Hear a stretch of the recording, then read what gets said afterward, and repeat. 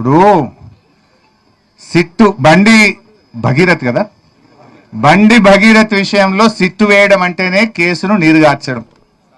ఇలా సిట్ ఎందుకు? సీదా కంప్లైంట్ ఉంది కదా.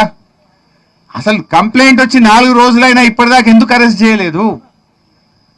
డైరెక్ట్గా ఇప్పుడు మా బీఆర్ఎస్ పార్టీ మా క్రిషాంకో లేకపోతే మా నల్లబాలో రీట్వీట్ చేస్తే రాత్రి 1 గంటగా చెతకపోయినావు కదా. 12 బజే రాత్రి ఇంటికి వచ్చి రీట్వీట్ చేస్తే వాళ్ళేమి రేప్ చేయలే, మర్డర్ చేయలే, డ్రగ్స్ తీసుకోలే. ట్విట్టర్లో వాళ్ళ అభిప్రాయాన్ని రీట్వీట్ చేసింది అంతే.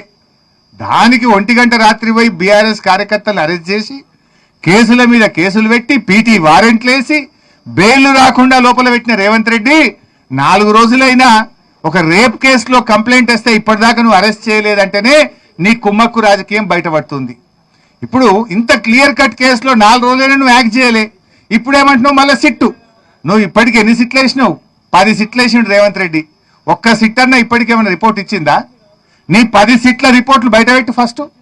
ఇప్పటిదాకా 10 సిట్లు వేసినావు రేవంత్ రెడ్డి. ఏ సిట్ అన్న తేల్చిందా? ఏ సిట్టు మీద చర్యలు జరిగినాయా? నువ్వు ఇక్కడ కూడా సిట్టు వేయడం అంటే నీరు గార్చడమే కేసును.